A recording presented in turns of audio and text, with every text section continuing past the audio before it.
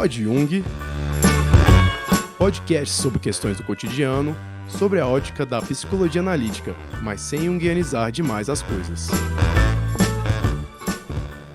Olá, tudo bem? É um prazer ter você aqui de volta e hoje nós vamos conversar sobre histórias. Eu tenho aqui na minha frente uma pessoa incrível e que tem um pensamento muito rápido, muito ágil, e isso se traduz também nas personagens que ele cria, principalmente para o teatro. Ele é o jornalista e dramaturgo Sérgio Mádio, que eu recebo com muito prazer. João, prazer está triplicado, você é um querido, é um prazer enorme estar aqui com você. Né? Uma história que a gente tem aí de 20 anos, né, que a gente se conhece. Exatamente. Ou mais, pouco mais. E você é uma pessoa que, quem te conhece de perto, como eu, que te conheço já há bastante tempo, sei da sua capacidade incrível de contar histórias e de perceber personagens muito interessantes em diversos movimentos, em diversas estratificações sociais e tal. E isso faz você uma pessoa incrível, né? É claro que isso muitas vezes vai interferir na formação do teu trabalho, principalmente como dramaturgo. Como é que é pensar uma personagem? Você pensa uma personagem ou é a personagem que te pensa? Eu acho que esse encontro é um encontro de desejos, né? Eu sou uma pessoa muito, assim, eu acho que meu ofício de contar histórias, seja ela no jornalismo, seja ela no teatro, no audiovisual, é um ofício de observação, de escuta. Então eu acho que eu tenho essa visão periférica, esses ouvidos assim abertos, né? E esse exercício de observação é que me faz perceber histórias e pontos de ignição. Às vezes, sei lá, num movimento extremamente cotidiano, você percebe que ali você tem um ponto de partida para alguma coisa. É um processo que eu acho que eu fiz de descondicionamento do olhar, de não ser assim, de alguma maneira, engolfado por esse dia a dia. Então a gente está ali naqueles trajetos, às vezes, que são repetidos, né, para ir para um trabalho, para ir. E aí você não consegue perceber a riqueza de pessoas e situações que estão a todo segundo vindo. Não é uma coisa mecânica. Inclusive, você pode morrer nesse trajeto por um segundo, né? Então, você observar, você perceber. Então, eu tenho muito um exercício de captar conversas pescadas. Aquelas conversas, assim, que você pesca, assim. Eu sempre paro um pouquinho. Não é uma coisa, assim, enxerida, né? Mas é uma coisa... Busca não ser uma coisa não enxerida. busca ser enxerida, mas busca perceber, né, essa riqueza que tem nas pessoas, né? As pessoas são muito ricas, elas têm histórias, né? A gente está vivendo nesse mundo midiático em que você tenta transferir esse poder das histórias para algumas pessoas. Não, as pessoas, todas elas têm coisas incríveis que podem despertar uma boa história para um teatro. É claro que você parte sempre, se for um texto inédito, ou você parte de uma situação que você quer, um conflito, uma situação que está de alguma maneira colocando você em choque com a realidade, porque o teatro é um pouco esse fórum, né? O teatro é o aqui e agora, então eu me coloco nessa situação que eu estou vivendo, nesse meu recorte de vida, e o que é que eu quero falar no teatro. Então o teatro é um espaço que amplifica, né? Que faz as pessoas saírem um pouco da realidade e ir para um lugar que ela não espera. Então é esse atrito entre o real e essa urgência minha que faz surgir alguns recortes.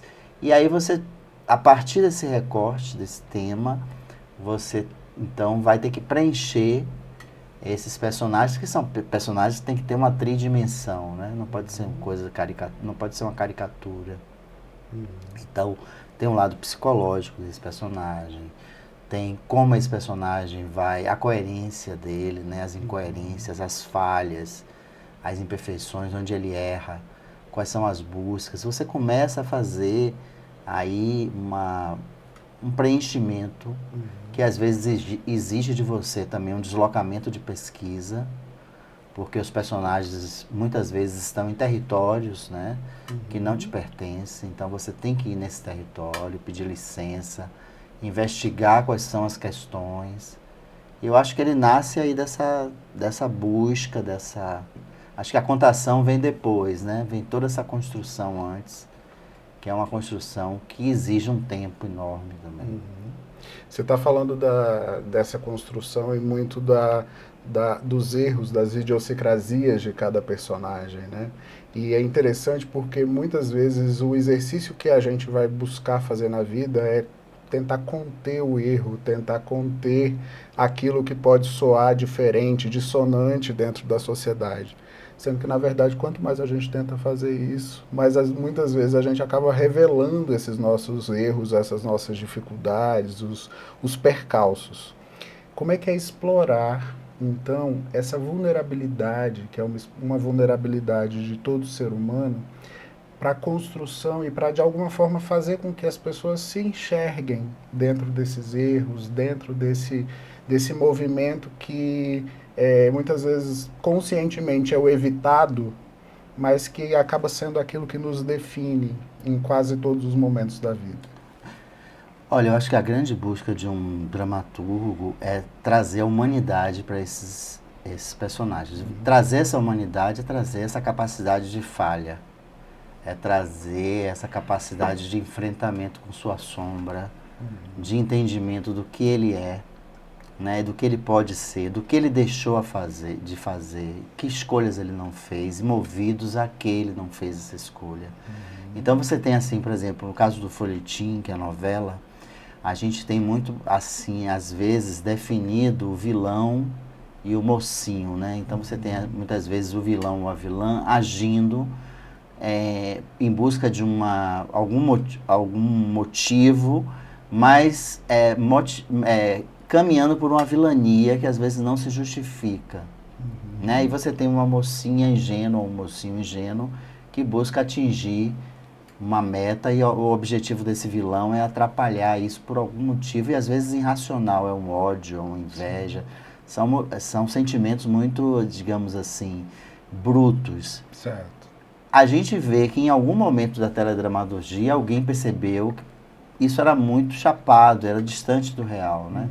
Então aquela vilã que, sei lá, que mata por matar, então aí começou a trazer as crises, né? A gente viu ali talvez uma vilã marcante nesse sentido foi a Maria de Fátima em Vale Tudo, que ela passou, ela queria ascender financeiramente, mas ela queria levar a mãe, ela queria vender a casa e que a mãe fosse junto com ela, e aí isso não rolou, ela vende a casa e foi. Ela sempre buscou trazer a mãe e ela sofre, né, quando a mãe enfrenta ela, mas de alguma maneira o objetivo dela é muito claro, a flecha de desejo dela é a ascensão financeira, a fama, e a mãe estava ali atrapalhando, muito embora ela tentasse. Então essas crises humanas no teatro, eu acho que isso é o espaço em que você tenta trazer essa diversidade de sentimentos para dentro do personagem. Sim. Então o personagem ele precisa ter a capacidade de falhar e ter a capacidade de entender por que ele falhou. E, de alguma maneira, tentar, a partir dessa falha, quais caminhos ele vai seguir, né? Porque os caminhos se abrem com os erros. Sim. Né? E acaba sendo, muitas vezes, o gancho que faz com que as pessoas se envolvam tanto com essas histórias, né? Sim. Especialmente no teatro, onde você tem a presença tão próxima do ator, a cena está ali quente acontecendo, né? As pessoas acabam se emocionando, seja para uma questão cômica, seja para um drama ou né, uma questão de suspense, o envolvimento acaba sendo muito mais a quente, né? A resposta também ela vai se dando de uma forma muito imediata. No teatro a gente respira junto, né? Atores e plateia, todo mundo tem uma comunhão, há um pacto ali para que aquela história aconteça, porque você tem que fazer esse pacto entre plateia e público, porque as pessoas percebem que estão numa situação que ela não é, né, real, conta-se, faz de conta que aquela história está se passando ali, e essa capacidade dos atores de fazer com que as pessoas acreditem nisso, e essa verossimilhança que vem, é justamente, eu acho que ela vem quando se você consegue trazer esses personagens humanos, esses personagens que olham no olho da plateia, e que a plateia enxerga nele possibilidades, vê nele condições de ação, que ela também poderia fazer ou não. Então, eu acho que essa aproximação é fundamental. E aí o dramaturgo, na medida em que essas personagens vão ganhando consistência, ele passa a ser um mediador dessa história. Essas personagens é que vão dando a pulsão na história, né? Elas vão, né, fazendo com que a história avance, e a gente sempre trabalha, eu sempre trabalho com o e se. Então eu sempre testo. E se essa personagem fizesse essa opção? Certo. O que é que desencadeia? E se ela fizesse essa? Então esse exercício do e se, dessa condicional, dessas condições que se abrem, eu acho que é um exercício para buscar essas 1000 possibilidades de se contar uma história e 1000 possibilidades de uma personagem decidir o que ela pode fazer. E a partir disso acabar afetando as pessoas. Eu te ouvindo, me lembrei de um trecho daquelas gravações que tem na Casa do Rio Vermelho, que é a casa que Jorge Amado morou com Zélia Gattai, e tem uma gravação, acho que da Paloma Jorge Amado, de uma das filhas deles, ela dizendo que a Zélia brigava com o Jorge porque ele dizia, fulano vai morrer hoje. Né? Como se fosse uma coisa que acontecesse a revelia dele próprio. Ela dizia, não, mas fulano não pode morrer, porque ela ia lendo, né? À medida em que ele ia produzindo os livros, ela ia acompanhando aquilo. Pois é, mas eu não sei o que vai acontecer, porque ele vai morrer hoje. E assim, é como se escapasse dele próprio a capacidade de definir o personagem, porque a própria personagem se definia, né? Você vê isso acontecer também na sua produção, assim, à medida em que você vai fazendo, os contornos vão se formando a partir daí? Eu vejo isso quando você tem muito claramente aonde você... Porque a história sempre ela parte de um ponto e vai a algum lugar, e esse caminho que é o grande mistério, né? Mas geralmente você sabe aonde você vai chegar. O que você quer contar. Você tem ali antes uma premissa, né? Uma sinopse, algo que você... É esse o meu objetivo nessa história. Esse caminho que o personagem faz é um caminho que você não tem como controlar. Porque à medida que você vai dando, ele vai ganhando substância literária, tridimensional, você na escrita, essa mediação que eu faço faz com que essa personagem ela avance para questões que eu não imaginava. Chega, né? Eu sei onde vai chegar, eu acredito que vai chegar naquele ponto que eu imaginei, mas a forma como vai chegar vai ser diferente. Entende? Então, os caminhos, esse miolo é um miolo que você não tem controle. Sabe? Você quer contar uma história que tem um determinado conflito, mas como você vai contar é só no exercício que vem dessa pesquisa, dessa busca, dessa criação dessa persona, que você convive com a persona ali, né? E você também tem uma crise, ela não pode ser você. A não ser que você queira que seja você, faça uma autoficção. Mas ela não é você. Então, como ela passa a agir de uma maneira que talvez você não agisse. Agora, também acaba tendo muito de si mesmo, né? Sim, eu acho. Da própria história, dos lugares que já visitou, de com quem conviveu, de infância. Eu acho que o que tem demais é seu ponto de vista ético sobre a vida. Certo. Eu acho que isso aqui... Por exemplo, eu fiz um livro que foi o Conversas de Cafetinas, sobre o universo da prostituição, das donas de casa na Bahia, né? As chamadas cafetinas. Eu não... É um livro que é um livro reportagem, uma ficção também. Tem 2 versões. Eu não sabia eu não conhecia esse mundo. Certo. Então eu não poderia escrever sobre isso se eu não habitasse esse mundo. Então no momento que eu fui habitá-lo, então passei 1 ano e meio frequentando esses cabarés, não na condição de um jornalista, mas uma participação ativa, indo para os salões, conversando com as meninas, entendendo os problemas, participando das noitadas com elas, ganhando a confiança das cafetinas, eu comecei a entender isso. O que eu acho que fez com que esse livro, que foi um livro que pegou uma dimensão assim incrível, Virou peça de teatro. virou peça de também, teatro, ganhou o prêmio Jabuti. Esse livro vai virar filme, né? Esse livro, o que é que muda? É o meu ponto de vista, de não julgá-las. Então eu entrei ali eticamente num universo em que, claro, eu tive muito medo no início, o que é que ia acontecer, porque a gente tem uma visão da prostituição que, de alguma maneira, ela se aproxima de alguma parte do real, de ser um lugar perigoso, Certo. porque ela flerta com muitas marginalidades. Muito Sim. embora você se prostituir no Brasil não seja crime, mas as marginalidades estão ali cercando, e isso torna o universo bastante tenso, né?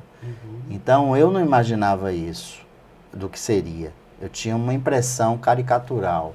Quando eu fui viver, desde o início, o meu ponto de vista de não fazer uma armadilha para aquelas mulheres, Certo. de não roubar a intimidade delas, de não contar absolutamente o que eu queria contar em nome de digamos, de um sucesso meu, Certo. de uma revelação. Então eu fiz um pacto ético. O que é que eu posso levar disso aqui? O que é que eu posso... E como levar sem fazer um julgamento. Um entendimento de que aquelas prostitutas e cafetinas, antes de tudo, eram mulheres. E tinham histórias que levaram elas àquele lugar. Então eu acho que esse ponto de vista ético, que eu acho que no teatro, quem conta uma história tem que ter, eu acho que isso é uma coisa que é inerente sua. Isso vai passar de história a história. Agora, as histórias ganham autonomias também. Certo.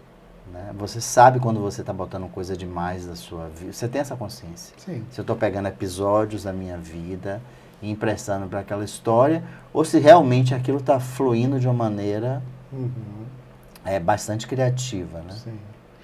Desse livro especificamente, alguma das personagens continua te acompanhando? Como uma personagem, como uma figura mítica interna, assim, que de alguma forma se revelou dentro do livro. Você conversa com alguma delas? Elas continuam reverberando dentro de você? Sim, essa experiência foi uma experiência brutal assim, para mim. Tem 2 mulheres que mudaram a minha vida ali, que é a Cristina, que é uma personagem que aparece no livro como Gina. Ela morreu, né? Ela teve uma morte suspeita. Tempos depois, ela caiu do 10º andar do apartamento e havia uma dúvida se foi suicídio ou se ela foi empurrada foi um feminicídio. Certo. Essa mulher mudou a minha vida porque ela foi a primeira e ela me encorajou, ela me acolheu, ela sim, eu tive a sorte depois de 4 meses tentando entrevistar, porque essas mulheres, elas, para a lei, elas estão penalizadas, porque elas organizam e elas se beneficiam financeiramente da prostituição. Certo. Então, no Brasil... Isso é uma contravenção. É uma contravenção. Só que tem as tolerâncias, né? Desde que você não trabalhe com menor, não use droga. Então, a polícia vai permitindo que aquilo funcione. Então, a Cristina, ela me acolheu de uma forma doce, ela me defendeu. Então, num dos encontros que eu tive lá, um cara ficou com ciúme de uma prostituta, achou que eu estava tendo um caso com ela, então ele pegou uma faca, um facão e veio para cima de mim, e ela pulou da cozinha com um garfo assim que espeta carne. De carne. Certo. E ficou na minha frente, disse que ninguém mexia. Então tudo aquilo ali foi algo assim muito forte. Eu engavetei esse projeto depois que eu terminei, apresentei na universidade, na UFBA, né, Universidade Federal da Bahia, e falei que não queria publicar isso. 9 anos depois, eu morando em Brasília, voltei para Salvador, encontro ela num carnaval de Salvador, que é uma coisa bem provável, você encontrar alguém no carnaval, quem já foi no carnaval de Salvador sabe, e ela estava com os filhos e o marido, na época, que era o mesmo, e ela falou, você fez o que com aquelas histórias? Eu falei, eu botei numa gaveta, entreguei, né? Ela falou, não, as pessoas precisam, porque ela leu, né? As pessoas precisam ouvir e saber aquela história é minha. Gostaria que você desse um jeito, Sérgio. E aí aquilo foi uma desestrutura, porque 9 anos depois, como é que eu ia levantar esse livro, né? E aí eu fui então sair de Salvador com esse propósito, eu vou ter que... E aí eu consegui, em 1 ano o livro estava publicado, eu voltei para Salvador, mas ela já estava morta, né? Nessa morte horrorosa. E essa pessoa está em mim. Ela está em mim. A Cristina está em mim, está em tudo. A Cristina ou a Gina? A Cristina Gina. Gina, no livro, eu tinha transformado ela em Gina, porque eu tinha feito esse pacto, né, de não revelar os nomes. Certo. Mas hoje não faz mais sentido. E a outra era a Sayana, que é uma personagem mítica, Nazaré das Farinhas, que é a cidade que minha mãe nasceu. Então a Sayana, que era assim uma personagem que desbancava o coreto, e eu tinha que entrevistar ela.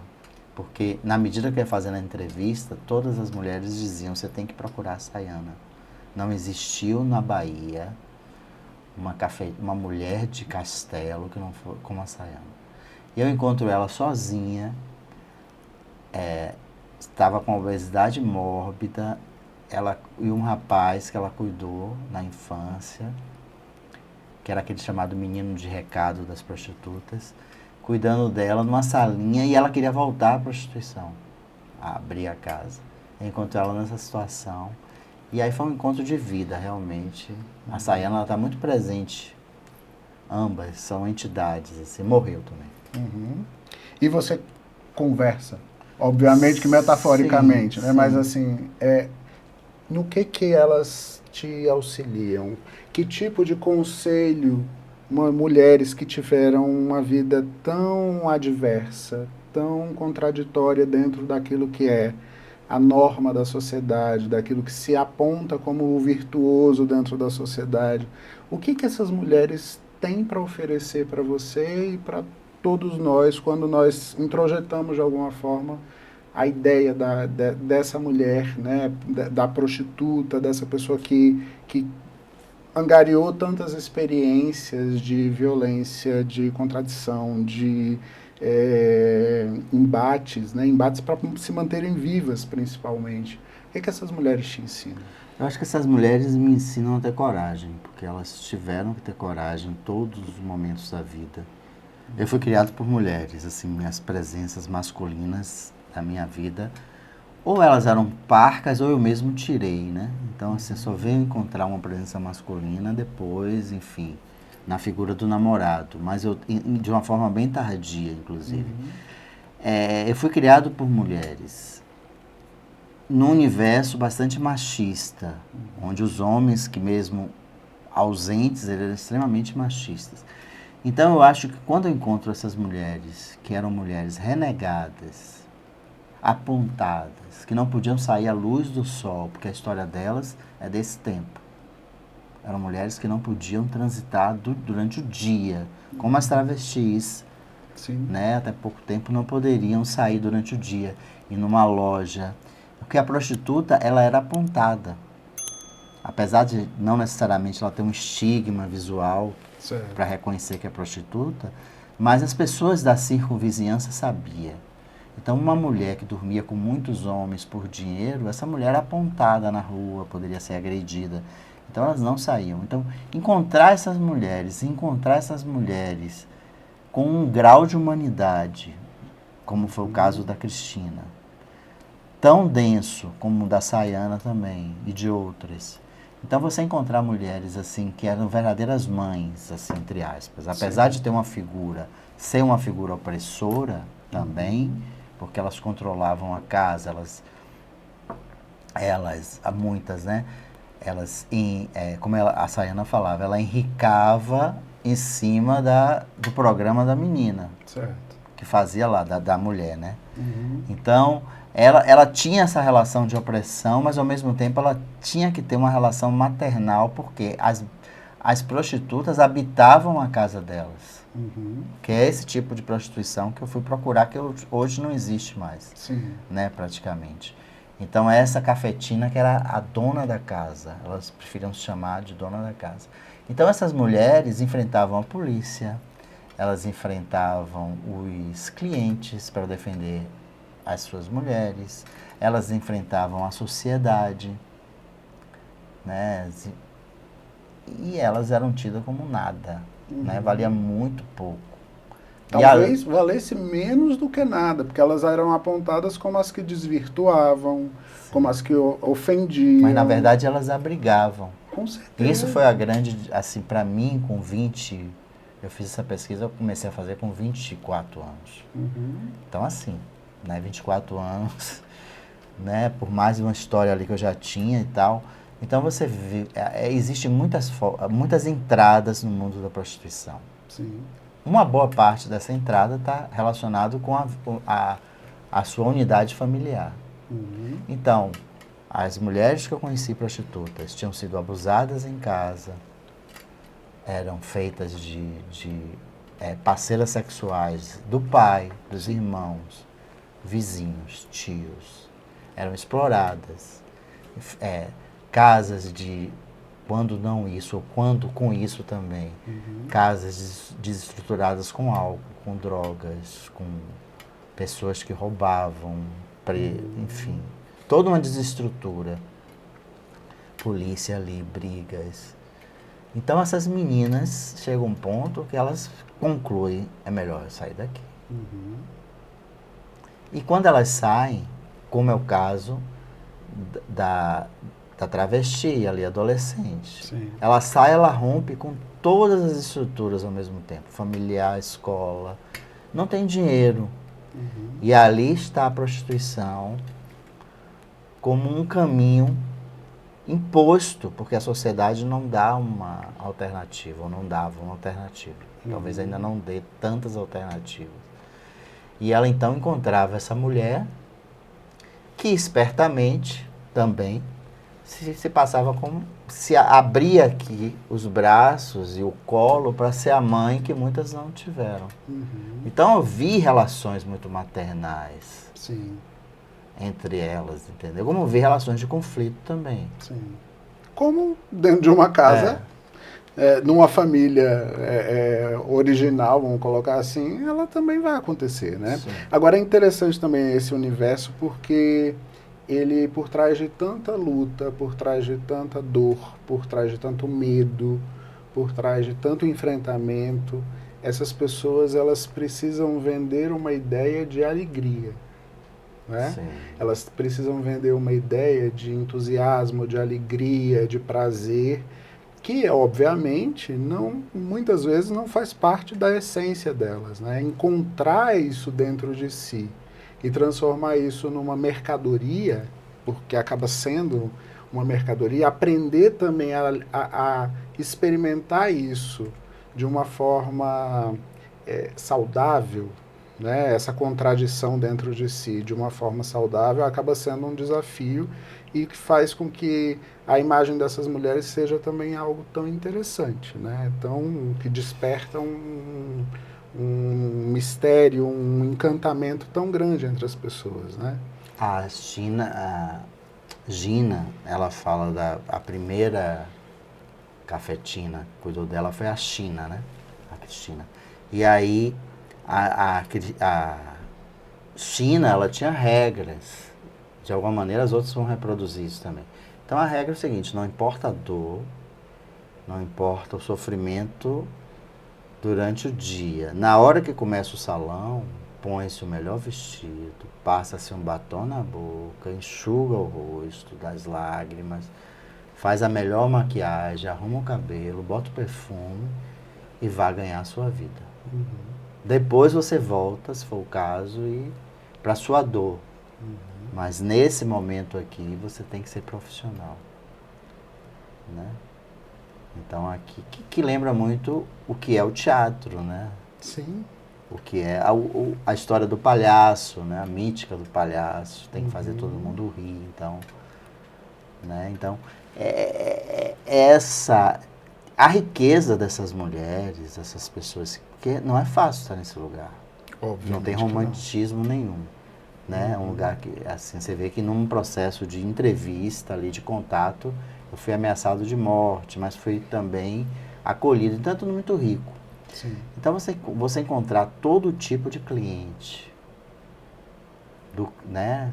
Não, você não vai encontrar um cliente padrão, você vai encontrar o violento, o sádico, o amoroso, o carente. São vários arquétipos ali de clientes. Sim. Então tudo isso vai fazendo com que essas mulheres tenham uma experiência que muitas pegam isso e dão um salto, entende? E muitas vezes não é nem pela qualidade do sexo que oferecem, né? É muito mais pela capacidade que tem de se adaptar a uma diversidade tão grande e de conseguir contornar também situações adversas, contraditórias, que faz com que elas se firmem dentro de um mercado e consigam virar, inclusive, a cafetina, né? Sair do lugar de uma condição... E tendo uma visão comercial. Porque, assim, eu lembro que eu encontrei, teve um período, uma das experiências que eu tive nesse processo foi levá-las para assistir o filme da Vera Fischer, que é da obra do Plínio Marcos, enfim, Navalha na Carne. Então eu fui uma tarde em Salvador, 3 horas da tarde, tinha uma sessão às 2. Eu cheguei lá meio-dia, almocei com elas e falei, gente, quem quer ir ao cinema comigo? Eu pago. Uma loucura na cabeça dessas mulheres. Cinema, meu Deus, vamos entrar no cinema. Você paga a pipoca também. Vamos. Aí o cálculo, 2 horas lá. Quanto eu vou perder no programa? Entende? Porque esse dinheiro é um dinheiro que vai para pagar aluguel, alimentação, ajudar filhos, criar filhos, sustentar a mãe. Porque essas mulheres, você sabe, onde tem mulher tem comunidade, né? Onde tem mulher liderando, você tem portas abertas, né? Comunidade entrando e acolhendo. As casas de prostituição eram isso.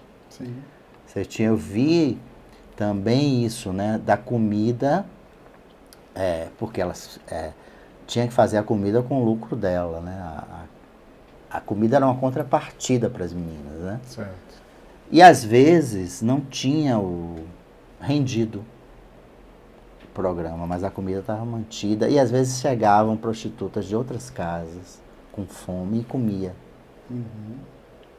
Então essa casa de entra e sai, sabe, de muita gente, de tendo que alimentar, essas mulheres, elas, né, trazem essas comunidades femininas, elas trazem isso independente da prostituição, né, onde esteja.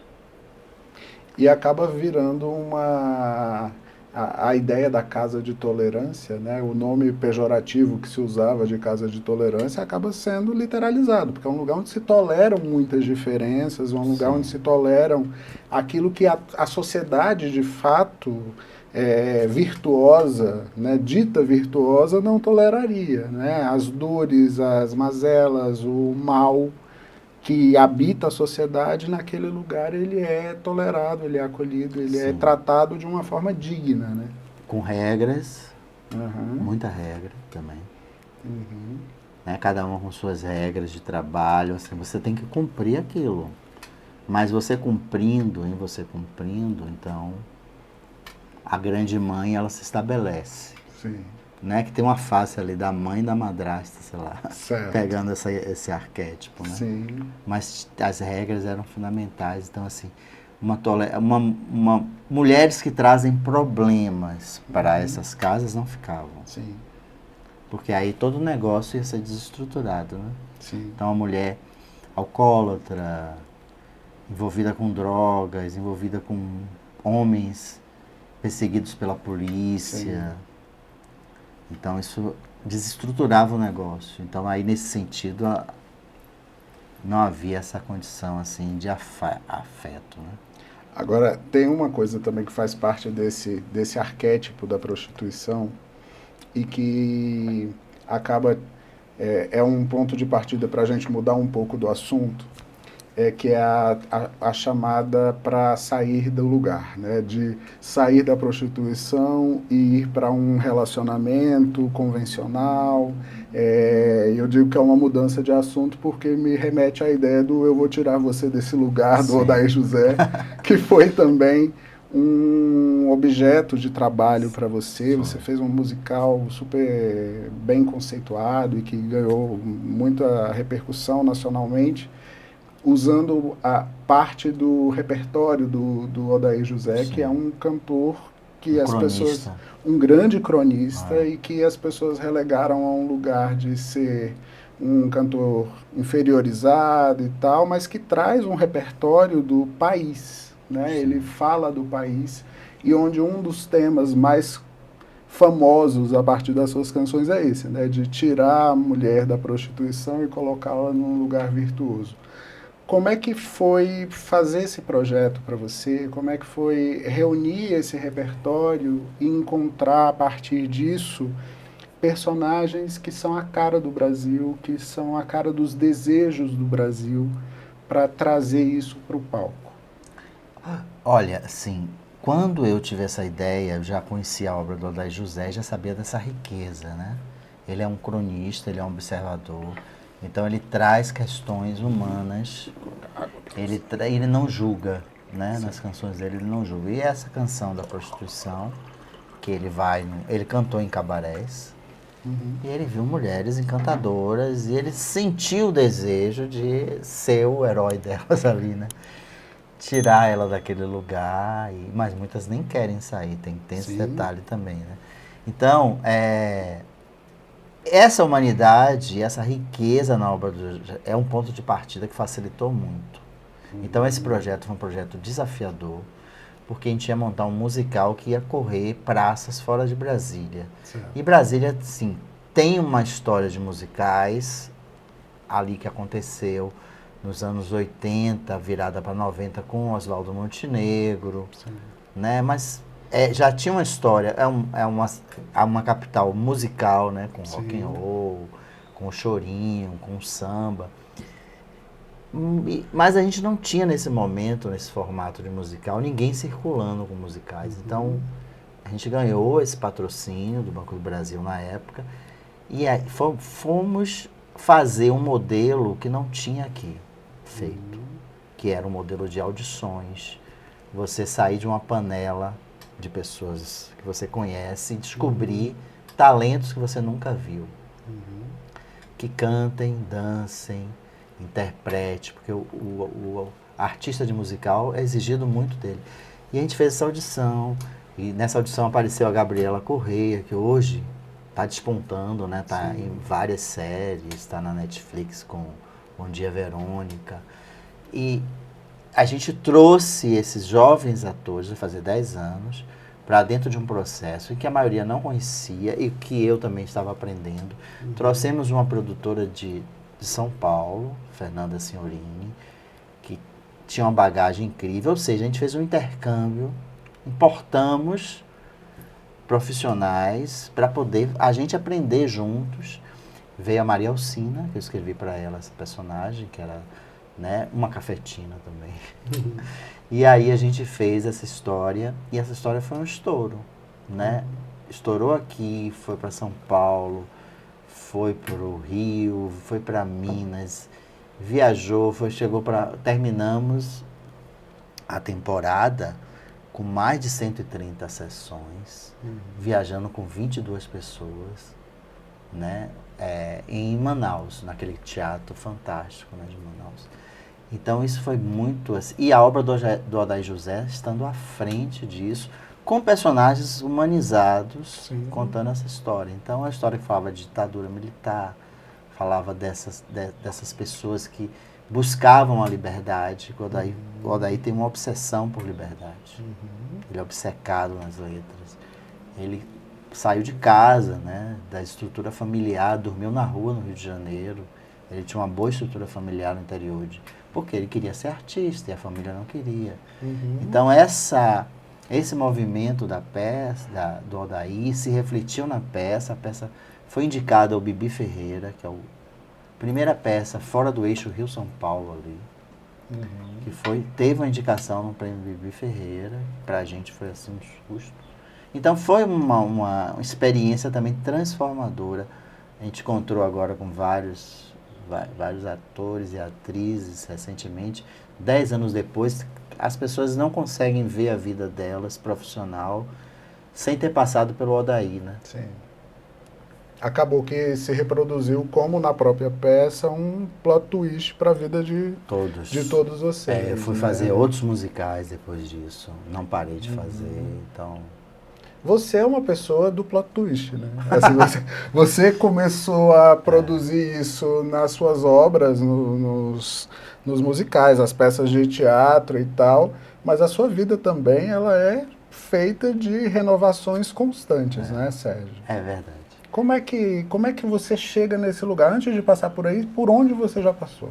Eu acho que eu percebo isso porque eu tenho uma infância muito complexa, numa família bastante desestruturada.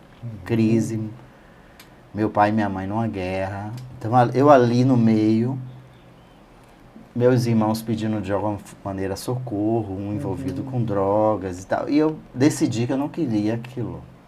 Eu precisava sair daquela situação. Então, como eu era o caçula, eu fui um pouco esquecido, que foi ótimo.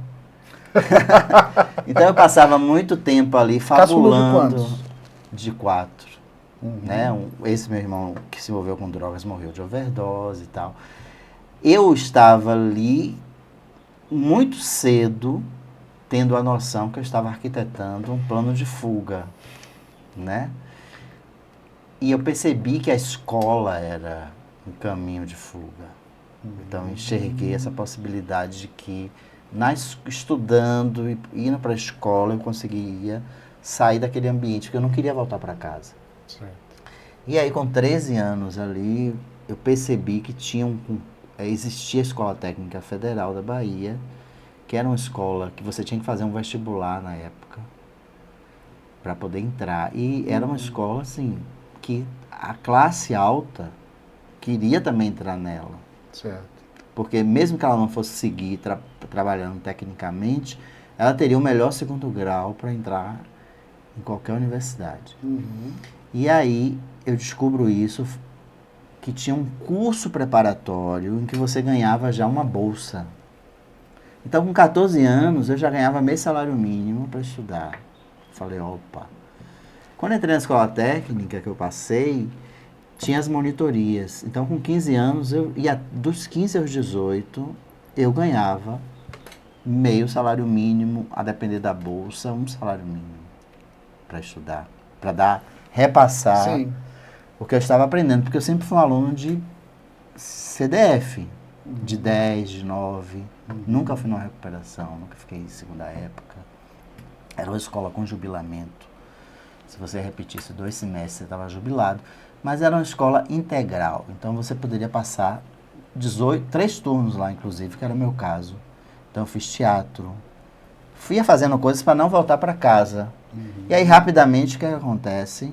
Meu plano deu certo. Com 18 anos, eu fui contratado, 18, 19 anos, fiz um outro curso. Fui contratado para o Polo Petroquímico de Camaçari. E ganhava 11 salários mínimos, que hoje seria o quê? Bastante dinheiro. 14 mil reais? Mais. Salário mínimo hoje é quase 15 Então, isso em quase 1987. Foi a minha vida, vou sair de casa, já vou, né? E foi o que eu fiz mesmo. E aí, só que aquele universo era extremamente opressor para mim. Por mais que eu tivesse envolvido em várias coisas interessantes. E eu falei, cara, eu preciso fazer jornalismo, porque eu já tinha várias experiências com escrita, com teatro. E aí me preparei, fiz uma grande bolsa, que começou essa bolsa em 88. Aí veio o Plano Collor, confiscou. Eu falei, não vou desistir. Refiz essa bolsa. Em 91 eu passei no vestibular da UFBA, que era um vestibular que era 14-1, só tinha jornalismo na UFBA e era de manhã. Então eu tinha que fazer uma cisão. E eu fiz a cisão. Peguei essa bolsa, fui estudar. E aí acontece que teve um acidente, assim, um acidente de percurso, eu namorava com Patrícia, estava namorando com ela ali naquele período, ela ficou grávida. Então, assim, em 93 eu estudante, sendo pai também. Então isso mudou a minha vida. E eu comecei a trabalhar muito cedo no jornalismo. Mas comecei a trabalhar ganhando o quê? 2 salários mínimos, 3. É voltar para o fim da fila. Né? Fim da fila. Mas aí nossa, eu era muito obstinado, eu tinha vários trabalhos. E eu fui construindo a minha vida ali, no jornalismo. No jornalismo eu fui para a crítica teatral, que era meu ponto era o teatro, de alguma maneira. Então, aí eu fiz esse plot twist aí de trocar a profissão, que foi uma desestrutura. Minha família foi contra, né? As pessoas acharam que eu era louco. E tem uma coisa meio de loucura nisso, né? Quando a gente pensa no que se atribui à loucura, porque a loucura, vamos lá, falando tecnicamente, o que se chama de loucura, né, é um desajuste social. Mas ele é um desajuste social que parte de um princípio que é de uma criatura que ela está muito certa numa verdade, o problema é que a verdade dela não se conjuga com a verdade da realidade das outras pessoas. O louco é isso. É tanto que se você for buscar a história da loucura, a loucura ela está muito mais associada a conveniências do que a um adoecimento propriamente dito, né? Em diversos momentos, pessoas eram taxadas como loucas porque elas não eram convenientes, elas não atendiam às conveniências. De alguma forma, quando a gente pensa nessa história que você está contando, foi uma história de loucura. Sim. Você foi contra uma conveniência que dizia para você permanecer num lugar onde você era super bem remunerado, a tendência era de que você fosse cada vez mais respeitado e tal, mas algo dentro da tua alma te chamava a ocupar um outro espaço, a ocupar uma outra função. Você conseguia distinguir nesse momento esse algo dentro da sua alma? Ou era simplesmente um impulso de querer realizar, de querer sair, algo que você não sabia exatamente muito bem? Não, era muito claro, eu não era tipo assim, eu peguei um atalho para isso, mas muito grato, porque eu, de alguma maneira, eu saí de uma situação financeira difícil ali, dependente, né? Então eu tinha muito claro que era isso que eu queria. Eu tinha muito claro que não era aquele lugar que eu queria envelhecer. Certo. Não era fazendo aquelas coisas que eu iria envelhecer. Então a clareza era muito grande e essa clareza se confrontava com esses padrões da estabilidade, né, da conquista, da segurança. Então eu tipo, destronei isso. Não foi fácil. Sim. Entendeu? Principalmente Porque quando eu entro na universidade tem um choque, as pessoas me viam, eu tinha entrando com 20 atrasado, né? Em 91 eu estava com 23 anos. Eu estava um pouco atrasado já, né? Eu já era Pros considerado padrões, um veterano, mais velho. Sim. Mas as pessoas viam em mim algo como se eu tivesse vivido uma vida muito mais longa, sabe? Como se fosse um pai, sabe? O que eu trazia ali era algo que estava assim, muito longe do que elas estavam vivendo. Então, isso de alguma maneira me deu uma segurança, sabe? Certo. Do que eu estava fazendo. De se respaldar, de se sentir encorajado. Encorajado. Aí acontece assim, bom, você não pode não é completamente louco, não pode ser completamente, porque agora também você é responsável em ter uma filha. Certo. Você vai cuidar dessa filha, você não vai deixar faltar nada para ela. Então essa loucura um pouco ela foi readaptada para esse lugar, em que eu sabia que eu precisava, agora também não era só a mim, né? Tinha uma outra boca que eu precisava sustentar. E aí, então, todo segue esse caminho e ele vai, de uma forma, sendo vencido, né? Eu vou conseguindo recuperar, né, ali uma renda, vou conseguindo... Até que eu recebo um convite para vir para Brasília, que é uma cidade que eu não conhecia ninguém. Cheguei aqui um convite de trabalho que recuperava a minha vida financeira, Certo. de alguma maneira, sabe? Isso 7 anos depois disso. E é Brasília que promove o segundo plot twist, que é trocar o jornalismo pelo teatro. Que aí é você tá trocando o que já era instável pelo mais instável ainda. Porque viver de cultura e de teatro é você aprender a ter que lidar com esses espaços vazios, né, entre uma produção e outra. Uhum. Né? Quando acaba uma produção para começar outra, tem um espaço aqui em que você não tem uma remuneração, né? Sim. Você tem que, de alguma maneira, se virar. Então foi uma outra virada. Que eu já estava, nesse momento, eu estava empregado ali com aquelas condições da CLT, né? Há 13 anos no Correio Brasiliense e eu peço demissão. Não vai me demitir, então eu vou pedir demissão. Mais uma vez, um ato de coragem. De né? loucura, todo De mundo. loucura. Você é louco, você não pode jogar isso, esses 40% ali, mais não sei quantos. Uhum.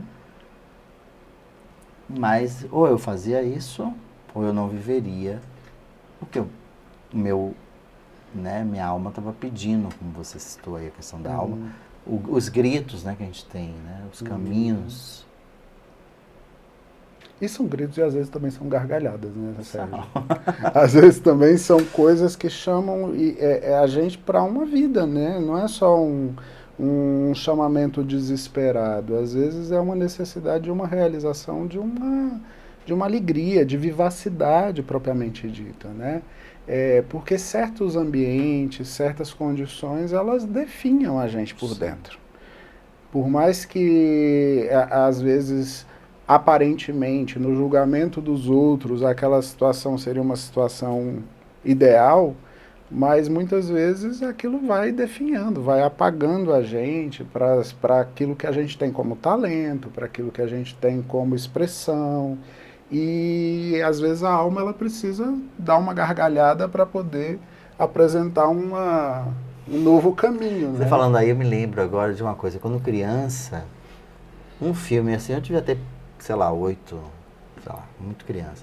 Um filme que me chamou muita atenção era uma versão do Titanic, que tinha em preto e branco, em que nessa versão não teve muito isso, na última, né, famosa, mas lá era mais forte, que tinha a figura do pianista.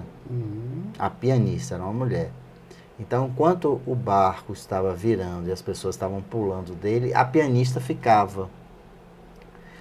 E toda vez que eu ia fazer essa mudança, de alguma maneira, eu me lembrava desse filme, dizendo, eu não vou ser essa pianista.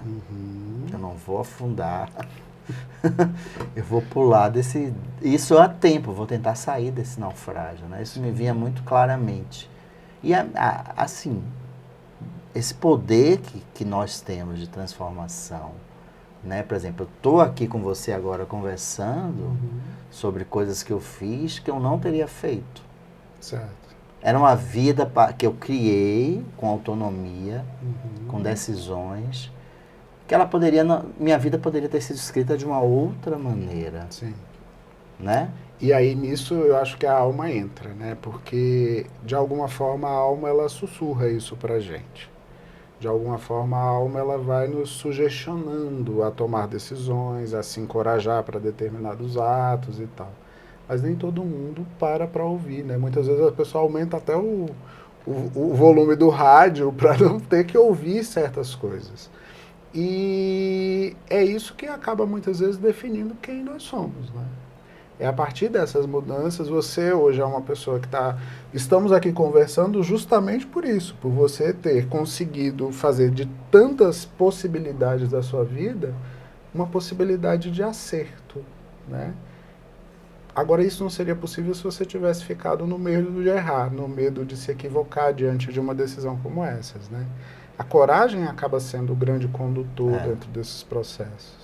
Eu lembro que você um dia falou isso uma coisa para mim, que eu já sabia, você me contou isso numa situação que eu já sabia, quer dizer, é como se você estivesse lendo a minha alma no encontro que a gente teve, você falou coragem não se planta. Coragem existe dentro de você.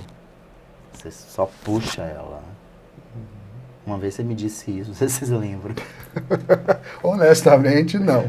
E quando você me disse muitas vezes isso- acontece isso, sabe? Essas são coisas que eu falo, que na verdade eu só repito aquilo que a sua própria alma está Eu falei, mas dizendo, é né? exatamente isso. Essa coragem, eu não sei explicar. Uhum. Era algo que ela nata. Eu vou fazer isso. Não importa, eu acho que eu tenho que fazer. Só que não era assim, não chegava a ser uma porra louquice assim. Sim. Eu planejava, entendeu? Sim. Eu me planejei para fazer isso. Que é um grande segredo, né? Você não achar que as coisas vão ser resolvidas por um ímpeto, por um impulso. Mas é você ter uma firmeza para poder fazer essas transições. É, né? daqui a 2 anos eu me vi. Em 89, eu projetei que em 90, um ano depois, eu estaria na faculdade. Não rolou. Uhum. E eu soube recuar. Aí você tem que saber recuar. Sim. Né? Você tem a sua poupança, como todo mundo teve, né? Subtraída, roubada, sequestrada. E vamos esperar mais um ano agora. Vamos adiar, mas eu não adiei. Quer dizer, a coragem de... Poderia ser... Eu ter interpretado isso como um sinal, né? Exato. Não, tá vendo aí? Não faz. E esse lance do sinal acaba sendo muito complicado também, né? Porque, assim, muito daquilo que a gente chama de intuição, na verdade, é uma reatividade. É um medo fundamentado nos nossos preconceitos, Uma sabotagem disfarçada uma de... sabotagem. Exatamente. Disfarçada disso. É você sabotar e usar de um artifício, que é o artifício da intuição, para recuar, para esperar que o mundo te ofereça isso, para esperar que as situações elas fiquem mais auspiciosas, as coisas estejam mais bem definidas. A gente quer sair de um lugar para ir para outro com a certeza de que a gente vai chegar e já tendo uma visão clara do caminho. E o caminho, às vezes, ele vai se fazer no trajeto, né? Durante o trajeto que a gente vai conseguir vislumbrar possibilidades do caminho. Às vezes a gente opta por estratégias que parecem até mais difíceis, mas que elas fazem com que a gente corte um caminho enorme, né? Agora, só dá para fazer isso se a gente sai do lugar. Se a gente decide sair de onde está em busca de algo novo. Isso eu acho que a tua coragem te possibilitou, né? Assim, de todas essas mudanças que a gente está pontuando, elas vieram de um olhar determinado de quem acredita na vida, de quem acredita em si próprio. Né? Sim. Crer em si mesmo ajuda nesses momentos, né? Sim. Eu acho que você saber... eu acho que uma coisa importante, que eu acho que eu sempre tive essa capacidade, desde muito novo, desde muito criança, você entender o lugar que você está. Uhum. Entender se aquele mundo te cabe ou não. E se você quer continuar naquele mundo, sabe? Esse desejo de liberdade eu sempre tive, mas não era aquela liberdade de pular a janela e sair correndo. Certo. Mas a liberdade de dizer assim, esse mundo não me... Esse lugar onde eu estou não me cabe. Uhum. Por esse contexto que eu estou observando. Eu sempre tive isso eu sempre tive. Então eu olhava aquele lugar ali onde eu estava trabalhando no polo, que é um lugar, assim, maravilhoso. Eu, com certeza eu seria um engenheiro hoje, porque pedia isso, sabe? Era assim, conhecimentos, enfim, viagens, pesquisas, mas aquilo não cabia, sabe? Aquilo era algo que eu tinha caído naquela situação, mas era um ponto de passagem. Eu percebi, isso não é um ponto de passagem. Não é um lugar não é um território para eu fincar, né? Uma coisa meio cigana, sabe? Uhum. Você vai para os lugares e você percebe até quando você pode ficar nesses lugares. O quanto aqueles lugares ainda têm para te oferecer. Te oferecer. E quanto você é útil àqueles lugares. Uhum. Então, teve um momento que eu não me sentia mais útil. Sim. Ali. Sabe? Que você vai ficando aquele meio impostor, né? Porque as coisas vão avançando e você percebe que aquilo... Você não quer mais avançar com aquilo. Sim. Então você vai dar uma enganada para ficar, Uhum. mas a coisa tá lá, você vai virando uma pessoa menor, né? Uhum. Até as expectativas que vão se projetando, É. elas já não casam mais sobre você, né? Não casam mais. Eu lembro que quando eu entrei nesse espaço, tinha um engenheiro espanhol, Souza, estava no Brasil. Esse cara é fantástico, fantástico. E ele tinha uma percepção muito grande do meu trabalho, ali com 18, 19 anos, sei lá. E com o passar do tempo, o mesmo Souza disse, Serginho, realmente você tem que pular daqui, isso não é para você. O seu olhar é para uma outra coisa, para além disso. Você é bom aqui porque você quer ser bom. Certo. Porque você quer ser bom, mas vai chegar um momento que você vai se cansar e você vai virar medíocre. Ele me disse, foi uma das pouquíssimas pessoas que me disse isso. E aí é interessante ver, né, como é que essas pessoas que vão passando pela nossa vida, que vão marcando a nossa trajetória, você me falou aqui de personagens de 20 anos atrás, 30 anos atrás, e que elas vão reverberando dentro da Elas nossa seguem com história. você, elas seguem. E elas seguem com uma força, né, que às vezes, como as cafetinas que você citou, que já não estão mais nem vivas, mas dentro de você elas permanecem não só vivas, como também atuantes, né? Agora você me fala do Souza, a mesma coisa.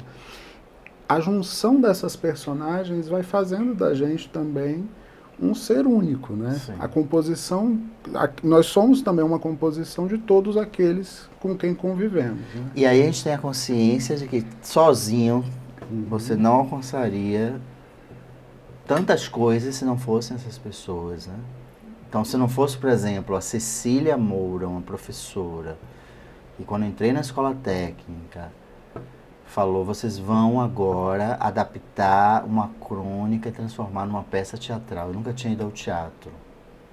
Tinha ali os monitores para ensinar a gente como fazer isso. Eu fiz a dramaturgia, eu entrei no grupo, e aquilo foi uma grande... mudou a minha vida. E a Cecília virou para mim e disse assim, olha só, você vai se formar aqui, mas ali ela já plantou a semente. Isso aqui não é para você. Você é do lugar da escrita, da criação. Isso eu estava com 15 anos. Então ali ela já plantou essa sementinha. Né? Então são pessoas que você nunca vai. Eu acho que a gente faz a passagem da vida terrena levando essas pessoas, né, que modificaram a gente junto. Né? E que vão compor a nossa história, né? A nossa história vai sendo um costurado de todas essas pessoas, né? Quais são os personagens que te habitam hoje?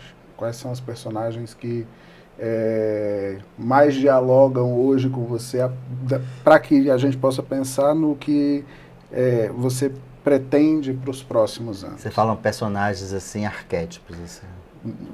Da forma como você conceber, tanto Eu os imaginários acho que... quanto os reais. Eu acho que tem uma coisa que aconteceu que é o Ostra.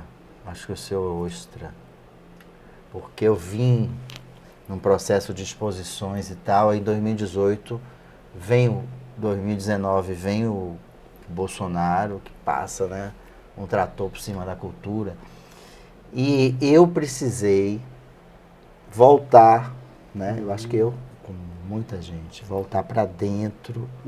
E aí vem a pandemia junto e dizer assim, agora eu preciso repensar como eu vou me mostrar como artista, porque a pandemia jogou você para dentro de casa. No entanto, a câmera, ao mesmo tempo, jogou você para o mundo. Sim. Então essa contradição, esse choque que aconteceu, a gente veio de uma parada de tudo que a gente estava fazendo por conta do governo Bolsonaro. Aí depois vem a pandemia que joga você dentro de casa, você não pode sair, a morte ali, né, no seu pescoço, dando bafos. E a câmera querendo que você fosse para o mundo. Então esse choque me fez eu calma, vamos voltar para você mesmo. E isso mudou completamente a minha forma de me relacionar. Mudou meu Instagram, eu parei de falar de mim, passei a falar do outro. Mudou algumas perspectivas. Eu fui para um lugar em que eu senti uma necessidade de ficar, sabe, mais dentro dessa ostra, pensando para depois saber o momento certo de abrir e mostrar a pérola ali, né, pegando esse simbolismo. Então eu acho que esse personagem é uma grande... falar menos, aparecer menos, ficar mais na... uma criação mais silenciosa, sabe? Mas uma vida também mais silenciosa. Certo. Uma busca mais pra dentro de mim, sabe? Não sei se é uma fase, mas é uma personagem que eu acho que, assim, se tem uma personagem, eu acho que é essa. Que tá vigente. É a ostra. Agora, você falou do teu Instagram. O teu Instagram também, ele ganhou agora uma configuração interessante de resgates, né? Sim. Resgates dentro da cultura nacional. Isso foi de por conta do você. Bolsonaro.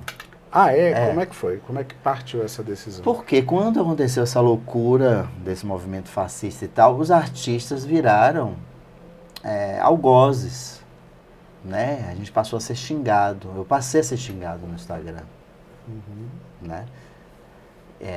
Como passamos a ser mamadores de dinheiro público, egoístas, sei lá, tanta coisa que jogaram. E começou a ter um desprezo por parte das pessoas, não todas, mas uma parte das pessoas que apoiavam, elas passaram a ter um desprezo pelas pessoas, pela cultura. Sim.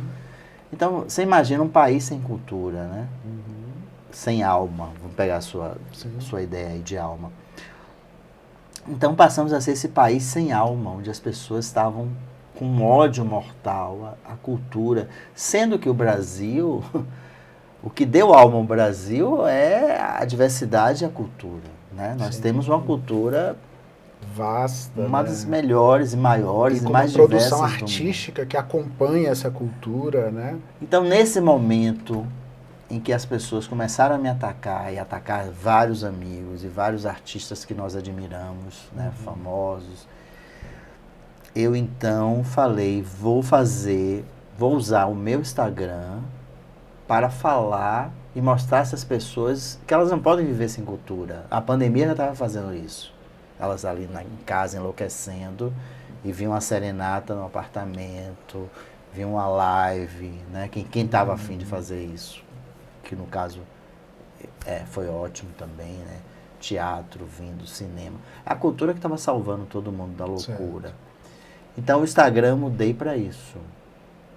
Eu falei, não vou aparecer, eu vou mostrar essas pessoas, despertar nelas esse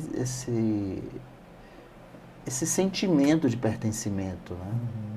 Então eu comecei a fazer uma pesquisa, né? Dá um trabalho fazer, você tem que achar vídeos antigos, né? Às vezes eu acho no Arquivo Nacional, às vezes eu acho na TV, em colecionadores, já arquivos, trechos estão livres, né? E comecei então a fazer. E aí ele ficou muito grandão assim, para o que eu pensava, e eu deixei nesse formato mesmo. Assim, o Stories é o ponto ali que eu falo de mim, mas muito raramente eu ocupo ali o feed. E acabou virando um movimento muito bacana, né? Porque, assim, são coisas que são retomadas e que hoje a gente tem a oportunidade de replicar isso a partir dessas redes sociais, de ser um movimento individual para poder fazer essa retomada e essa distribuição, porque antes isso ficava a cargo só dos grandes veículos de mídia, né? Hoje você se transforma num grande veículo de mídia, sim, reproduzindo trechos e momentos memoráveis da nossa cultura. Né? É verdade. E quais assim te chamaram mais atenção? Quais que foram surpreendentes para você de redescobrir, rever certas cenas? Eu acho que tem uma coisa assim, as mulheres artistas sabe? As mulheres artistas, assim, por exemplo, Dessi Gonçalves. Quando você vai pegar a história da Dessi para abaixo daquele ponto que foi já, Certo. né, vamos falar assim, chutou o balde ali, naquela apoteose dela dos quase 100 anos. Você vai encontrar uma história de luta ferrenha para se firmar. Não foi fácil para essas mulheres que eram tidas como prostitutas, Sim. faziam mesmo exame ginecológico. Não, e tinha Para ter a mesma carteirinha, era o mesmo exame se ela quisesse ter a carteira, elas fariam o mesmo exame. Essas artistas em tempos, as vedetes, que tem muito pouca coisa, mas as vedetes, quando eu encontro, as que eram consideradas prostitutas, eram desvalorizadas. Então, a luta dessas mulheres para ocupar um espaço de arte é uma coisa que, como eu acho que você entende olhando essa história para trás, sabe? Por exemplo, você tem a Fernanda Montenegro, que é uma unanimidade, mas se você voltar atrás, você vai encontrar vídeos da Fernanda vendendo carro, vendendo para fazer uma peça, tendo para pagar a peça que não deu certo, tendo que sair do apartamento e ir para aluguel. Aí você vê, poxa, né? Como foi difícil, a Dulcina, quer dizer, você encontra coisas. E também, no caso do teatro, que o teatro é efêmero, né? Você falou, aqui e agora, não fica, ficam vestígios. Sim. O cinema consegue e a TV conseguem cristalizar. No caso da mulher atriz, ela tem um apagamento, né? Ninguém lembra. Então é muito legal quando você consegue algo e que as pessoas geram nas pessoas esse start, né? Nossa, como essa pessoa foi importante na minha vida. Como ela abriu caminhos Como para ela que abriu, outros como ela me pudessem inspirou, chegar, né? Como ela me inspirou. Porque realmente para o homem sempre foi tudo mais fácil. Né? Para um galã de TV.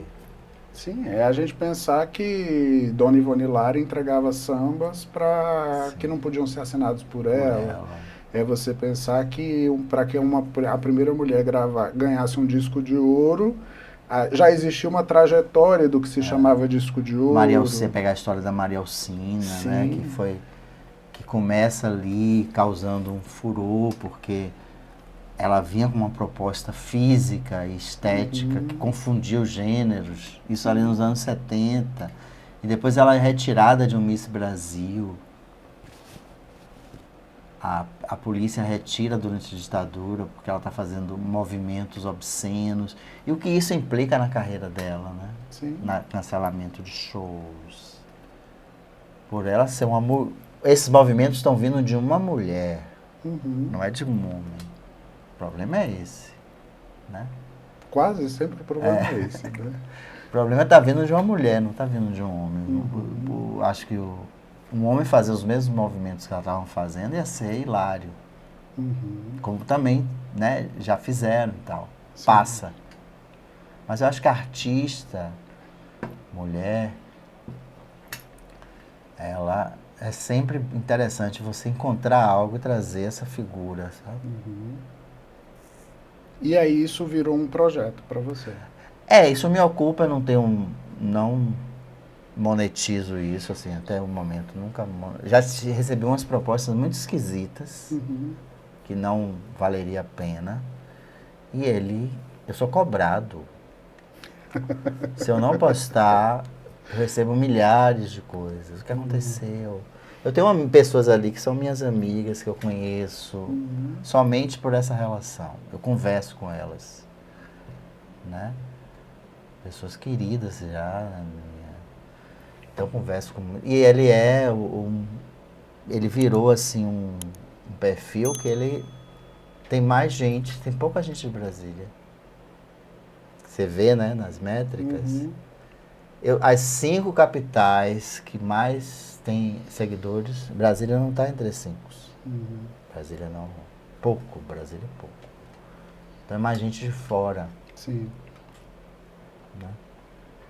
É interessante, eu tô vendo ali o que é que fazer, né? Se tem algumas ideias, eu tô tentando, mas assim, o Ostra tá segurando.